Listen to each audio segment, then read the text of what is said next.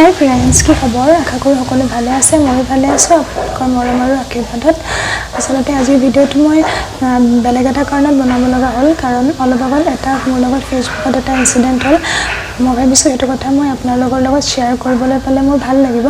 চ' বহি লৈছোঁ ভিডিঅ'টো বনাবৰ কাৰণে। তাৰ আগত এটা সৰু ৰিকুৱেষ্ট, আপোনালোকে ফোনৰ ভলিউমটো অলপ বঢ়াই ল'ব, কাৰণ মোৰ মাতটো বহুত বহি থাকে মাজে মাজে। এতিয়া আহিছোঁ আচলতে কি হৈছিলে। অলপ আগত এটা ফেচবুকত মই পোষ্ট পাইছিলোঁ। এইকেইদিনটো আপোনালোকে চাগে যিজনী ছোৱালীয়ে নিজৰ বিয়াত ডান্স কৰি, নিজৰ বিয়াৰ অভ্যৰ্থনা অনুষ্ঠানত ডান্স কৰি খুব তেওঁৰ এটা ভিডিঅ' খুব ভাইৰেল হৈছিলে। আপোনালোকে চাগে পাইছে, সেই ছোৱালীজনীয়ে অলপ দিনৰ আগত আত্মহত্যা কৰিছে।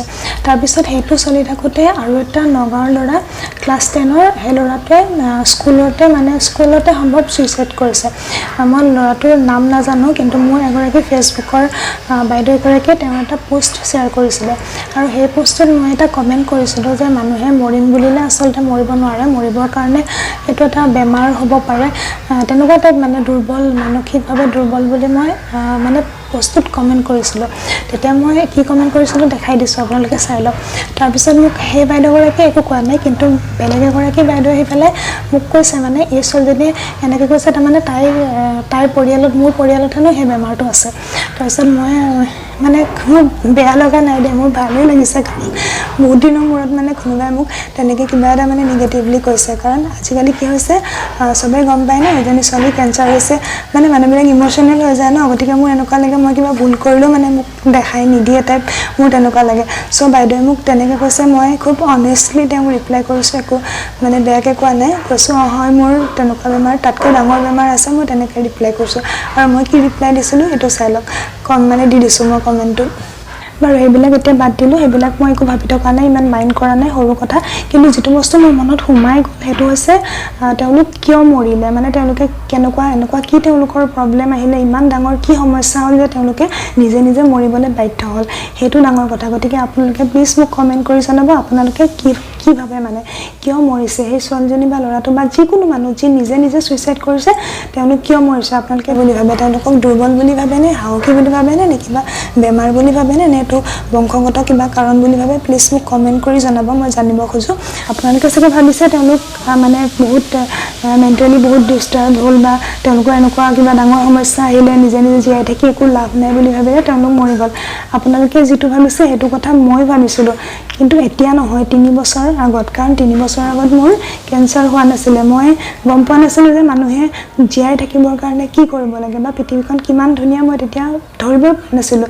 মই ভাবিছিলোঁ সৰু সৰু কথাতে মোৰ মৰি থকা হ'লে ভাল আছিলে, তেনেকুৱা টাইপ কথা মই ভাবিছিলোঁ। তেতিয়া ময়ো ভবা নাছিলোঁ যে মানুহে জীয়াই থাকিবৰ কাৰণে কিমান কষ্ট কৰিব পাৰে, মই নিজে কৰা নাছিলোঁ, বা মই আনকো দেখা নাছিলোঁ। এইখন দুনিয়াত মই এতিয়া দেখিছোঁ মানুহে জীয়াই থাকিবৰ কাৰণে কি কি কৰিছে।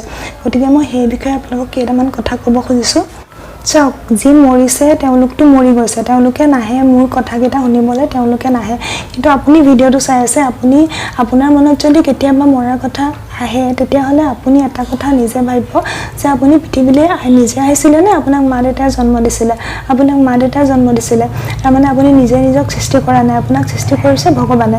গতিকে যিটো বস্তু আপুনি সৃষ্টি কৰিব নোৱাৰে, সেইটো বস্তু আপুনি ধ্বংস কৰাৰ অধিকাৰ ক'ত পালে? দ্বিতীয় কথা, আপুনি কিবা সমস্যাত পৰিছে, সেইটো কাৰণে আপুনি মৰি যাব, কিন্তু আপুনি মৰাৰ পাছত আপোনাৰ ঘৰৰ কি হ'ব, বা আপোনাৰ ভাল পোৱা মানুহখিনিৰ কি হ'ব, সেইটো কথা ভাবি চাওক। আৰু সমস্যাটো আপোনাৰ মৰিলে কি সমাধান হৈ যাব নেকি? সমস্যাটো বাঢ়ি গৈ থাকিব সমস্যা, তাৰ পিছত কি হ'ব আপুনি সেইটো চিন্তা কৰিব। নম্বৰ 3, আপুনি যদি ভাবিছে আপোনাৰ এইটো বৰ ডাঙৰ সমস্যা, আপোনাতকৈ দুখী কোনো নাই, আপোনাতকৈ কষ্ট কোনেও পৃথিৱীত পোৱা নাই, তেতিয়া এটা কথা ভাবিব, আপুনি ঠিক আছে, আপোনাৰ প্ৰব্লেম হৈছে গম পাইছোঁ, কিন্তু আপোনাতকৈ বেছি ডাঙৰ প্ৰব্লেম লৈ মানুহ জীয়াই আছে নাই? বাৰু মই বাদ দিলোঁ, আপুনি কাকো চিনি নাপায়, কাকো নাজানে, মই সেইটো ধৰি লৈছোঁ। আপুনি দেখা নাই মানুহ কিমান সমস্যাত থাকিব পাৰে। তেতিয়াহ'লে প্লিজ এবাৰ মোলৈ মনত পেলাব, মোক ডাক্তৰে 2 বছৰ আগতেই কৈছিলে, তুমি ঘৰত গুচি যোৱা, তোমাৰ আৰু ট্ৰিটমেণ্ট নাই, তুমি ঘৰত গুচি যোৱা ভাল হ'ব। কিন্তু আজি মই এতিয়া ভিডিঅ'টো বনাই আছোঁ ন, এতিয়া মই আপোনালোকক সাহসেৰে ক'ব পাৰিছোঁ যে মই বৰ্তমান সময়ত মোৰ কেঞ্চাৰ নায়েই। কিন্তু পিছত কি হ'ব মই সেইটো নাজানো, কিন্তু এতিয়ালৈকেতো মই ভালে আছোঁ ন। আৰু কিহৰ কাৰণে ভালে আছোঁ? কাৰণ মই সেইটো পৰিস্থিতিৰ পৰা মই পলোৱা নাছিলোঁ, মই ফাইট কৰিছিলোঁ, মই ডাক্তৰক কৈছিলোঁ যে মই ট্ৰিটমেণ্ট কৰিম, কি হয় দেখা যাব, তেনেকুৱা কথা। এটা চাব দে অলপ আগত মই আপোনালোকক ভিডিঅ'টোৰ একদম আৰম্ভণিতে কি কৈছিলোঁ যে মই ভালে আছোঁ আপোনালোকো ভালে আছে কিন্তু মই এতিয়া আপোনালোকক ক'ম আচলতে মই কিমান ভালে আছোঁ তেতিয়া আপোনালোকে গম পাব ৰ'ব 1 মিনিট এইখন দেখিছেনে এইখন হৈছে পেচেণ্ট ইনফৰমেশ্যন শ্বীট মানে ইয়াতে যেটো ট্ৰিটমেণ্ট মোৰ হ'বলৈ গৈ আছে বন মেৰু ট্ৰান্সপ্লান্ট এই পেচেণ্টৰ কিছুমান ইনফৰমেশ্যন আছে মানে বন মেৰু ট্ৰান্সপ্লান্ট হ'লে কি হ'ব কি নহ'ব কি সাইড ইফেক্ট হ'ব এইবিলাক ট্ৰান্সপ্লান্ট কৰাৰ আগত ডাক্তৰে মোক পঢ়িবৰ কাৰণে দিছে আৰু মই অলপ আগত এখন পঢ়ি আছিলোঁ আৰু ইয়াতে প্ৰথম সাইড ইফেক্টটো কি আছে মই আপোনালোকক দেখাই দিছোঁ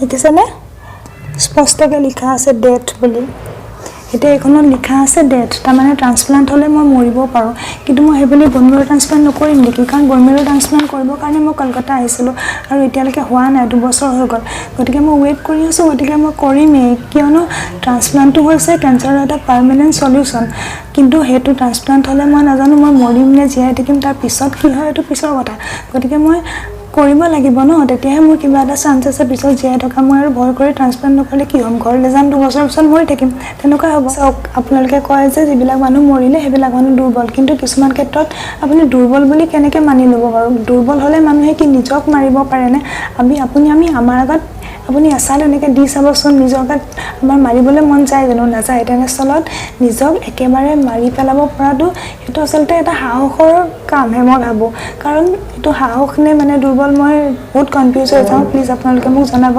আপোনালোকে কি ভাবে গতিকে মই ইমানখিনিয়ে কৈছোঁ সকলোকে কৈছোঁ আপোনালোকে কেতিয়াও পৰিস্থিতিৰ পৰা পলাবলৈ চেষ্টা নকৰিব সাহসেৰে সদায় যুঁজ দিয়ক জীৱনটো চবৰে সমস্যা থাকে কিছুমানৰ সমস্যা কম থাকে কিছুমানৰ বেছি থাকে আৰু এতিয়া কয় তুমি বহুত ব্ৰেভ গাৰ্ল মানে ডাক্তৰেও মোক কয় তুমি ব্ৰেভ গাৰ্ল খুব সাহস আছে তোমাৰ কিন্তু আপোনালোকে মোক যিবিলাক দেখি থাকে সেইবিলাক আচলতে মোৰ যিমানখিনি কষ্ট হৈছে তাৰ 10% বুলি ক'ব লাগিব বাকী মই 90% আপোনালোকক নেদেখাওঁৱে কাৰণ তাতকৈও বহুত বেছি ৱৰ্ষ্ট হয় মোৰ লাইফটো 3 বছৰত মই যিখিনি কৰিছোঁ নহয় একদম সঁচাকৈ মই কেতিয়াবা নিজে মই আচৰিত হৈ যাওঁ মই ইমানখিনি মানে কেনেকৈ কৰিছোঁহি মই তথাপিতো মই এতিয়া নিজক লৈ পেলাই মানে সুখী কাৰণ ডাক্তৰে মৰিম বুলি কোৱাৰ পিছতো যে মই এবাৰ হ'লেও মোৰ ৰিপৰ্টত আহিলে মানে যে মোৰ কেঞ্চাৰ নাই তাতকৈ আৰু মোক একো নালাগে চ' আপোনালোকে আশীৰ্বাদ কৰিব ভালে ভালে যাতে আহি থকা ট্ৰিটমেণ্টটো ভালে ভালে হৈ যায় খুব সোনকালে আৰু মই এই ট্ৰিটমেণ্টটো লৈ পেলাই অলপ দিনৰ আগত এটা পোষ্ট দিছিলোঁ যে মানে বহুত প্ৰব্লেম হৈ আছে কিন্তু মই প্ৰব্লেমবিলাক আচলতে দেখাই বেয়া পাওঁ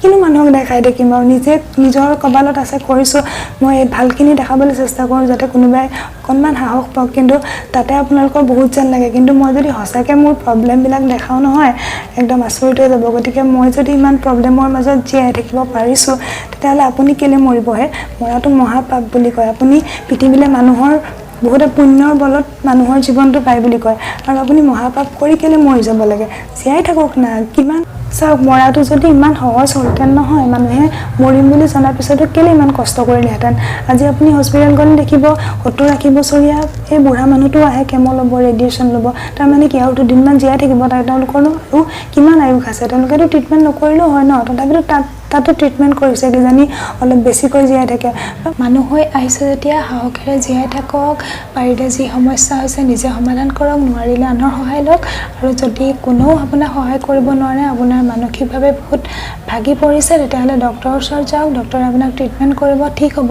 তথাপিতো কিন্তু নিজে নমৰিব সেই নিজে মৰিলে সেই আমাৰ নিচিনা মানুহবিলাকে সন্দেহ হৈ যায় আমি কেলৈ জীয়াই আছোঁ মানে গতিকে আপোনালোকে ভালকৈ জীয়াই থাকক সকলোকে বহুত বহুত মৰম আপোনালোকে মোক মৰম দি যাব সদায় দিয়াৰ দৰে যদি ভিডিঅ'টো ভাল লাগিলে তেতিয়াহ'লে শ্বেয়াৰ কৰিব লাইক কৰিব আৰু কমেণ্ট কৰিব love you all take care bye by